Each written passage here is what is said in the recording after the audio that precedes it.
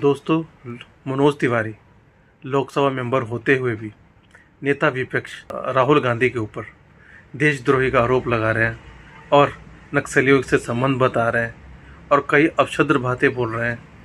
मनोज तिवारी को ऐसी बातें बोलने में शोभा नहीं देती।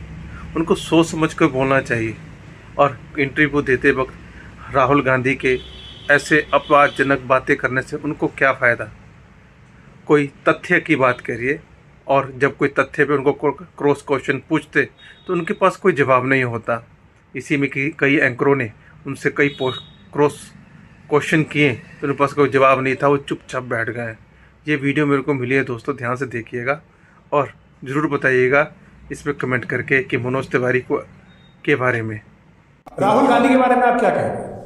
राहुल गांधी तो एक देशद्रोही व्यक्ति है। ऐसा क्यों बोल रहे हैं? वो तो नेता विपक्ष है ना ना, वो नक्सलियों से संबंध उनका, देश विरोधियों से संबंध उनका।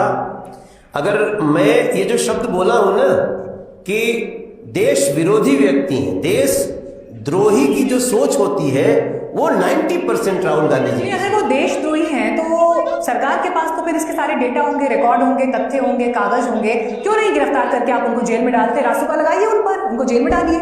ये सिर्फ बयानों तक ही ये बातें सीमित क्यों रहती? नहीं, लेकिन देखिए उनके ऊपर तो केस चल रहा है। कौन सा केस? बहुत सारे केस। देशद्रोही होने का केस नहीं चल रहा। नहीं, देशद्रोही होने का केस नहीं चल रहा है, लेकिन आपने ऑन रिकॉर्ड कहा है वो देशद्रोही। हाँ, मैंने कहा है और मैं जो कहा हूं उसके बहुत सारे रीजन है, मैं आपको गिना सकता हूं। मैं राहुल गांधी जी के जितने भी उनके चाल चरित्र अभी तक देखा हूं और जिस प्रकार से वो संसद में आकर के हम लोगों के नजरों के सामने जिस प्रकार देश को डिफेम करते हैं। बताइए, शुभम शुक्ला अंतरिक्ष से आया, उस पे आया कि सारे सांसद, सभी लोग उनको बधाई दें, सभी सांसद बजा रहे थे मेज एक्सेप्ट राहुल गांधी।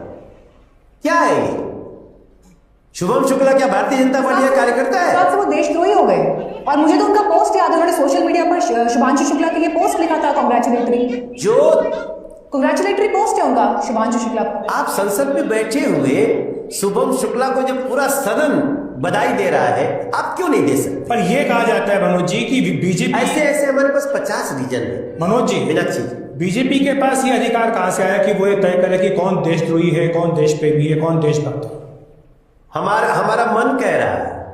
मैं पर्सनली ऐसा फील कर रहा हूं। नहीं, आपका मन कह रहा है तो आप किसी को देशद्रोही कहते हैं? कानून नहीं, हमने जितना उनका चीज देखा है उनमें 90% उनके जो क्रियाकलाप है वो देशद्रोहियों से। इस मामले में आप कोर्ट भी जा सकते हैं। इस मामले में आप कोर्ट भी जा सकते हैं। अगर आपको लगता है कि वो देशद्रोही है, वो देश की सुरक्षा के लिए इतना बड़ा खतरा है, तो आप कोर्ट जा सकते हैं या सिर्फ भाषणों में बातें कर सकते हैं।